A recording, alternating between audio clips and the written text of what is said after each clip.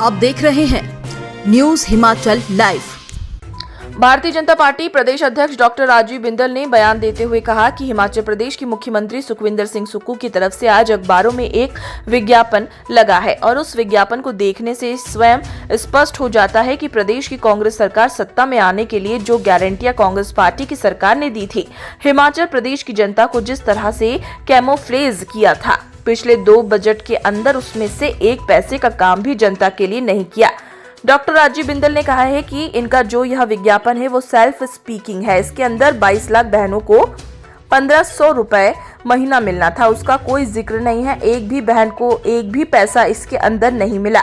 उन्होंने कहा है कि कांग्रेस सरकार ने इस विज्ञापन में अपनी 2 साल की उपलब्धियां लिखी है। कांग्रेस सरकार ने कहा था कि हम 100 रुपए लीटर दूध लेंगे, उसका कोई जिक्र नहीं है। प्रदेश अध्यक्ष ने कहा कि वर्तमान की कांग्रेस सरकार ने गारंटी दी थी कि हम 300 यूनिट बिजली पहली कैबिनेट के अंदर फ्री कर देंगे।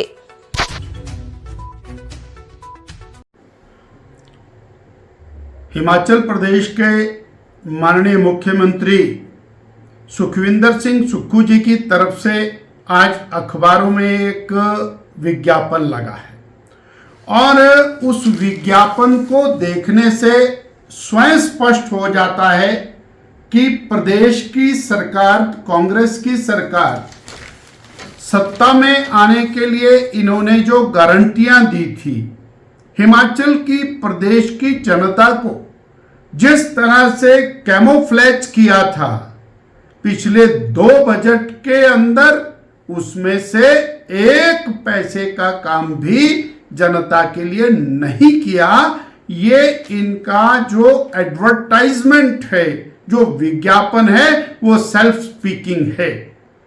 इसके अंदर 22 लाख बहनों को 1500 रुपया महीना मिलना था, उसका कोई जिक्र नहीं है। एक भी बहन को एक भी पैसा इसके अंदर नहीं मिला। इन्होंने इसमें सारी अपनी 2 साल की उपलब्धियां लिखी।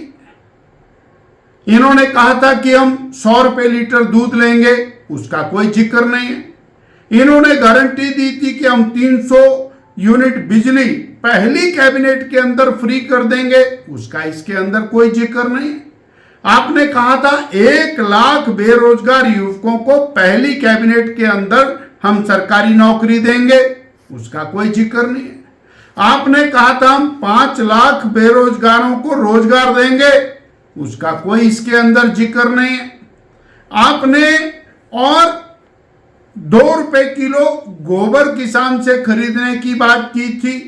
आपने महिलाओं को विभिन्न प्रकार के और वायदे किए थे, इसके अंदर किसी भी प्रकार का कोई जिक्र नहीं है। अर्थात प्रदेश की कांग्रेस सरकार ने स्वीकार कर लिया है कि उन्होंने जो गारंटियां दी थी, जिन मुद्दों को लेकर के वो और चुनाव मैदान में आए थे, जिसके आधार के ऊपर उनको हिमाचल की जनता ने सत्ता में बिठाया था, उन सभी मुद्दों को छोड़ करके एक बार फिर और कांग्रेस पार्टी और प्रदेश की सरकार जनता को दिग्भ्रमित करने के लिए नए नए मुद्दे लेकर के आ गई है और ये दोबारा से 2024 के चुनाव में एक वातावरण बनाने के लिए, दिग्भ्रमित करने के लिए ये एक सोची समझी रणनीति के तहत कांग्रेस पार्टी और कांग्रेस की सरकार काम कर रही है। हम हिमाचल प्रदेश की जनता की ओर से कांग्रेस पार्टी को कहना चाहते हैं, उन्होंने हिमाचल प्रदेश की जनता के साथ, 22 लाख बहनों के साथ, 20 लाख किसान परिवारों के साथ, 20 लाख बिजली के उपभोक्ताओं के साथ और 5 लाख बेरोजगार युवकों के साथ धोखा किया है।